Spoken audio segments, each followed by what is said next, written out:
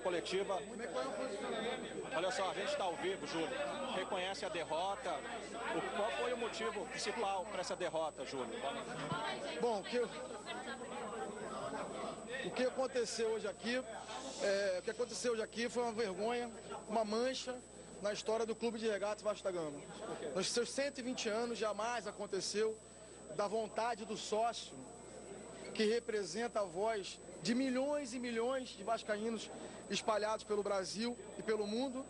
Jamais aconteceu na história do clube do desejo do sócio ser desrespeitado aqui no Conselho. Isso é uma vergonha para o clube, que se diz democrático, né? Uma vergonha para a nossa democracia. Afinal de contas, nós representamos o Vasco, é um clube muito grande, e ele é uma representação importante da sociedade brasileira.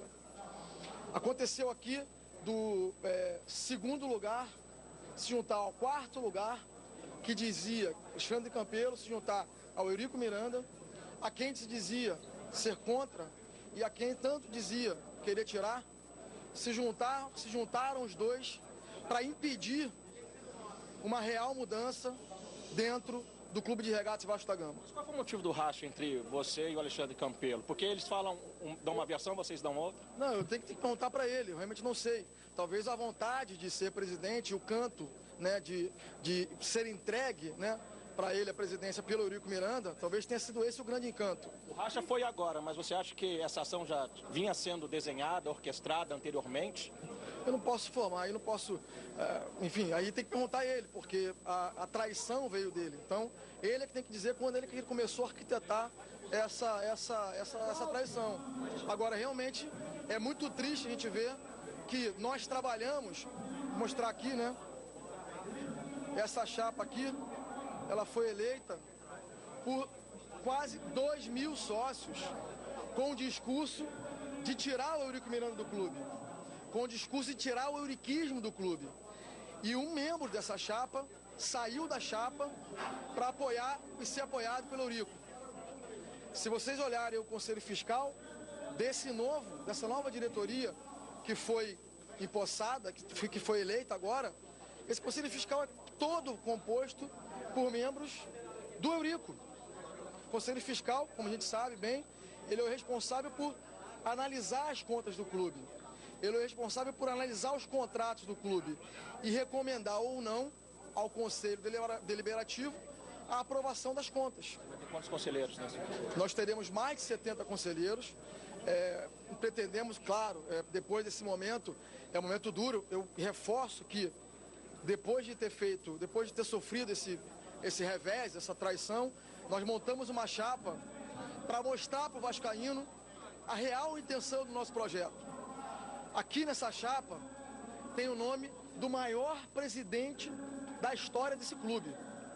O presidente que mais ganhou o título na história desse clube. O presidente que mais honrou a presidência desse clube. Aos 94 anos, ele atendeu a um chamado meu hoje, para que pudesse vir aqui e ajudar a honrar a história do clube. O senhor Antônio Soares Calçada saiu de casa aos 94 anos, preocupado em preservar a história do Clube de Regatas Vasco da Gama. Pensa em alguma medida judicial para essa eleição e continua nas próximas eleições ainda tentando ser candidato? Não, agora é hora de conversar, é hora de acalmar, né? Tem aí uma nova diretoria, o Vasco tem que continuar, o Vasco é um clube muito grande, então é preciso que a nova diretoria se estabilize e comece a ver os problemas que tem no clube.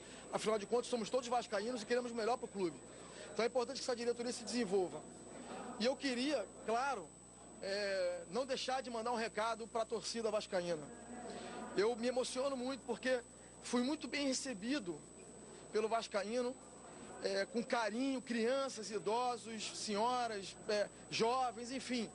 Todos os vascaínos do Brasil inteiro me trataram com carinho, me trataram com respeito, me viram com uma esperança de mudança no clube. Isso não tem preço. Então eu não saio daqui de forma nenhuma derrotado. Eu consegui 20 milhões de amigos, 20 milhões de vascaínos que pensam como eu, que querem a mudança e que desejam que o clube volte, que passe a ser um clube moderno e que entre no século XXI. O Vasco foi o primeiro clube a entrar no século XX. precisa entrar no século XXI. Foi por isso que nós lutamos. Aí, então, as palavras do Júlio Brandt, candidato derrotado no Conselho Deliberativo. A eleição ocorreu agora há pouco. Continua falando com jornalistas aqui. Esqueça o processo eleitoral. É difícil, é duro, eu sei que é, mas é hora de pensar no Vasco. Né? É hora de pensar no Vasco. Então eu sei que é duro, né? Não é fácil você ver o seu desejo não realizado, ainda mais com uma manobra, vamos dizer assim, uma manobra não muito, uma manobra duvidosa, uma manobra dura de engolir, uma traição, né? A traição não foi para o Júlio, né? A traição foi para... E aqui o nome que mais se grita é o nome do Eurico. Então, infelizmente, o maior vitorioso da noite, eu tenho que reconhecer, foi Eurico Miranda. Ele foi o grande vitorioso da noite. O que essa vitória dele significa? Causou estranheza o Campelo ter, na noite anterior, de quinta para sexta, ter rompido a chapa de vocês e ter se lançado candidato? Você esperava um tipo de manobra? Não esperava, como ninguém esperava esse tipo de manobra. Causou sim uma grande surpresa. Quando eu gravei o vídeo de forma bem sincera. Estava em casa, gravei o vídeo de forma bem sincera, fiquei surpreso com o movimento. E a primeira coisa que eu fiz naquele momento, assim, na manhã seguinte, foi fazer o movimento que eu falei, ligar para o presidente Antônio Soares Calçada e dizer: presidente, eu perdi um vice e preciso ganhar agora um super, mega vice para que a história do Vasco não seja maculada. Infelizmente, eu vou sair daqui, vou ligar para ele, está acordado até agora, aguardando o resultado da eleição. Eu vou ligar para ele, claro, vou agradecer pelo gesto que ele fez, um gesto gigante, e vou dizer para ele o que eu vou dizer para todo vascaíno. A luta continua, nosso desejo de mudança continua, o desejo do vascaíno de mudança continua. Apesar da vitória hoje do Eurico aqui, na noite de hoje, nós vamos tirá-lo de lá. Né? Júlio, você disse... Pegou o microfone em determinado momento e falou: nunca desrespeitem os beneméritos do Vasco. Você acha que de alguma forma aquela coletiva que você deu na última sexta-feira acabou te prejudicando pelo que você já se colocava como presidente? Não, de forma alguma. Aquela coletiva ela foi dada para tentar mostrar para o vascaíno um momento de dificuldade, o momento que vivia o clube, o momento de dilapidação que vivia o clube. Então nossa intenção naquele momento foi de alertar ao vascaíno o que se passava naquele momento, né? Venda de jogadores feitas de forma corrida, contratos sendo feitos de forma, enfim, não a melhores que nós entendíamos para o clube, denúncias sendo colocadas. Nós pedimos à delegacia que apurasse denúncias, foi o nosso trabalho, nós não tínhamos como apurar, então pedimos à delegacia que apurasse e decidimos fazer a denúncia em público. Então, acredito que não.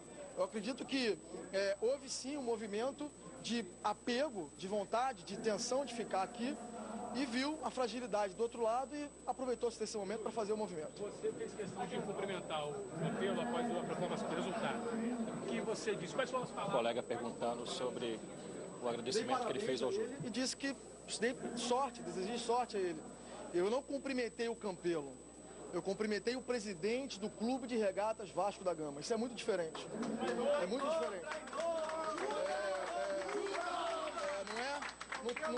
Não se trata de cumprimentar o homem, se trata de cumprimentar a instituição. Então o meu gesto ali foi de preservação da instituição e foi de preservação do Instituto da Presidência do Clube de Regatas Vasco da Gama. Essa foi a minha intenção. Júlio, você disse... Se sentiu traído porque não estava fazendo parte dessa gestão. De alguma maneira isso aconteceu depois da união, dele não ter participado de todo o processo? Olha, nós tínhamos acabado de começar o processo.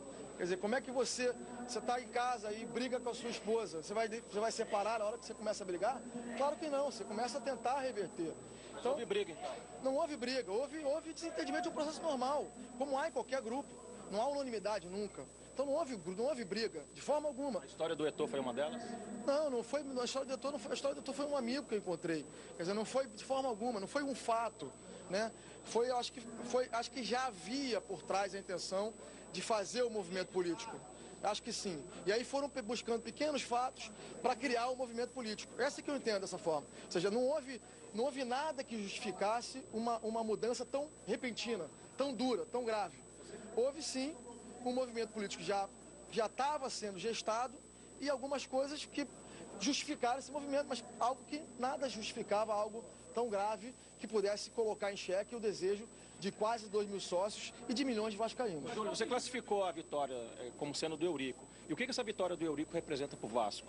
Eu acho que a vitória do Eurico hoje, à noite, representa para o Vasco a manutenção do status quo.